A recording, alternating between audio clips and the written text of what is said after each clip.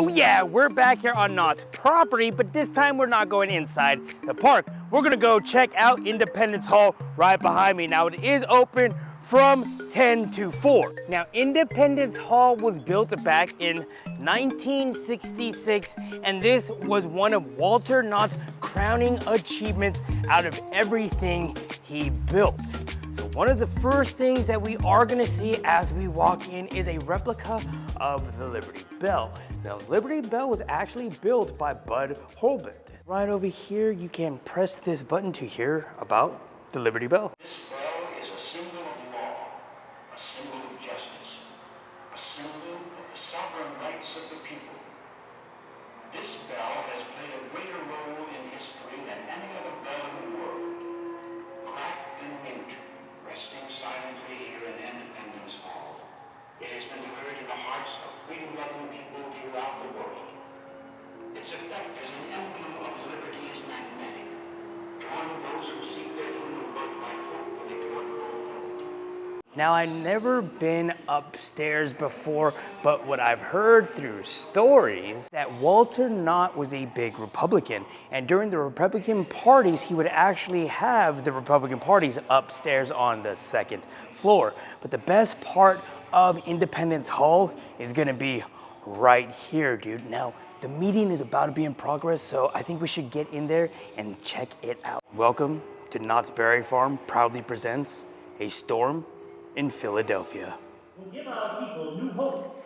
It will give us something really worth living for, and if need be, worth dying for. Complete independence?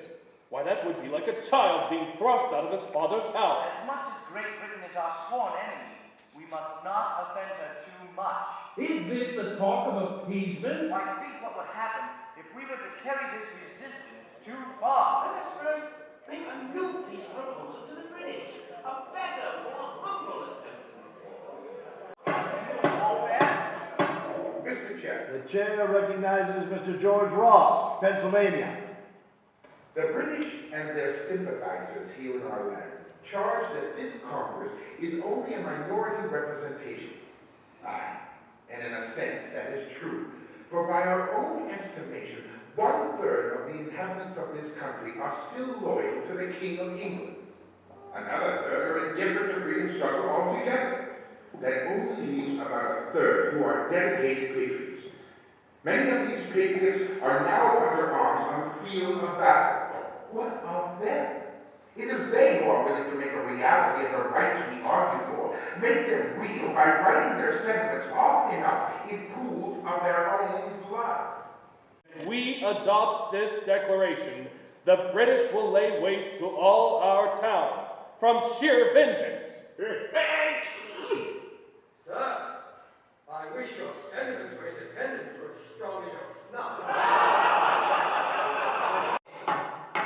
Mr. Chair, Yes, Mr. Adams. our towns are built of wood and brick. If they are burned down, we can rebuild them. But if we ever allow our liberty to be lost, it will be gone forever. Therefore, I will appoint a committee of 5 to draft a declaration and submit it to this Congress for approval. Mr. John Adams of Massachusetts, Mr. Roger Sherman of Connecticut, Mr. Robert Livingston of New York, Dr. Franklin of Pennsylvania, and Mr. Thomas Jefferson of Virginia. This Congress will stand adjourned until recalled by the word of Secretary Thompson.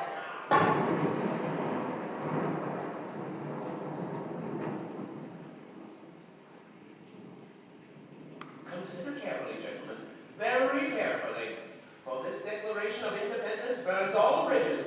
It takes us across the deadline.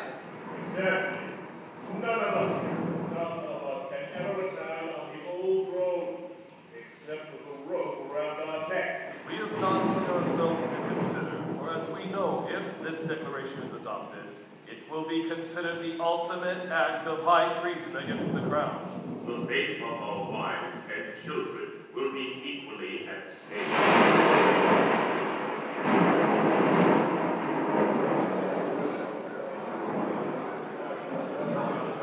The Declaration of Independence is before you. We must now commence commence the vote. Mr. Thompson, you will call the roll and record the votes. If Delaware says yes, we will go along. Only if New York agrees will we consent. Well, if a majority seems to think it wise, we will concur also. As you know, defer it. There will be a better time. The idea is good, but the time may be premature.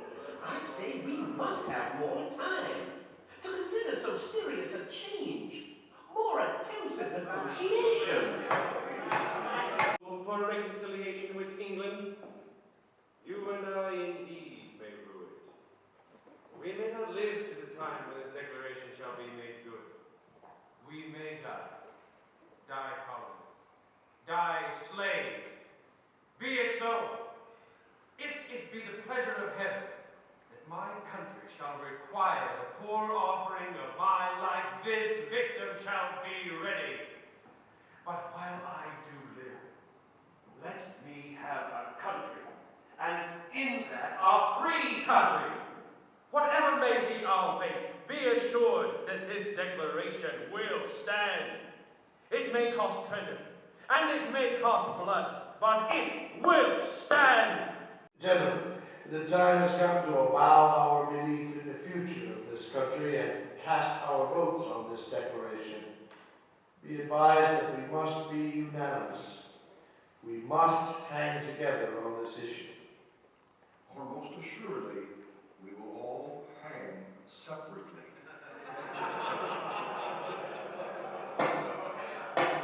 Mr. Thompson, proceed with the roll call, if you please. New Hampshire, New Hampshire, vote aye. Massachusetts, Massachusetts, vote aye. Rhode Island, Rhode Island, vote aye. Connecticut, Connecticut, vote aye. New York, New York, abstain. New Jersey, New Jersey says aye. Pennsylvania,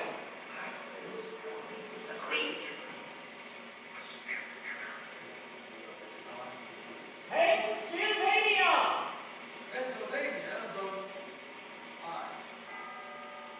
Delaware. Delaware votes aye. Roll call is completed. The final vote is unanimous.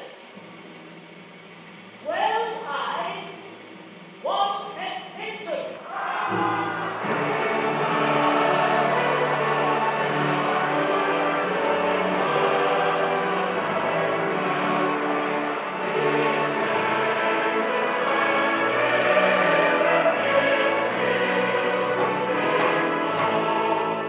The Declaration of Independence has been accepted without a single dissenting vote. By this action, we have pledged for its support our lives, our fortunes, and our sacred honor.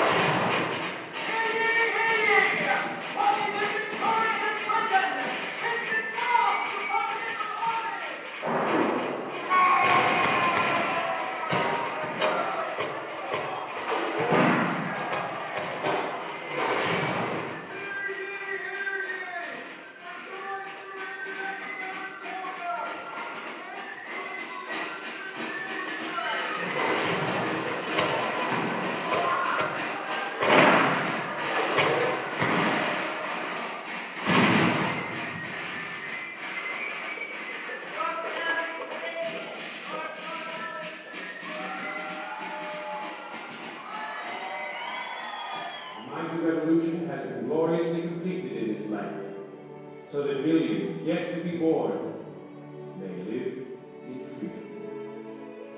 I wonder if future generations this declaration has cost this generation in treasure, sacrifice, and love. I love that show, and I highly recommend you coming here and checking out when you're here at Knott's Berry Farm. But now let's check out some other items they have here and the merchandise. In Independence Hall, they have a sale going on, 50% off on the white Independent Hall t-shirt, dude. Now, this is gonna be the white t-shirt, and it's $17.76. And you have the blue one right here and the red one, and this is what's gonna be on the back of the blue one. I also really like the Land of the Free hat, and check out all this America stuff, dude. We love USA right here. Proud home of a soldier. Live, love, liberty, dude. All American family. Just loving all the patriotism that's in here, dude. Like, you can buy some American flags.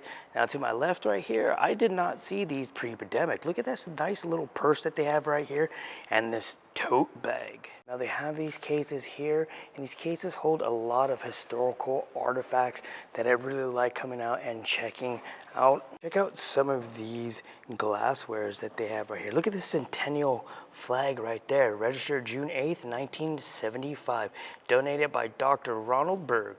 They have an outfit of a British soldier in here. I love that painting right there. Always love the American flag, dude. And look, they have like a little replica of them signing the Declaration of Independence. And check it out, Betsy Ross and George Washington. They have a lot of coins and books in here that you could come and pick up. Dude, I'm telling you, a lot of history here. Like, they got all those presidents here. They even got like Patrick Henry's speech, the weapons of American Revolution. They got Funko Pops of American history here. They have the Liberty Bell, dude. They have a lot of cool stuff here. So we really appreciate every single one of you coming out and hanging out with us here at Knott's Berry Farm to check out Independence Hall. Now, we could not do this without every single one of you, dude. So therefore, we're thankful for every single one of you. And if you haven't subscribed, dude, go ahead and consider about going down below and subscribing, because we'd love to have you on future events, man. Well, you guys have a great day, and we will catch you next video. Deuce.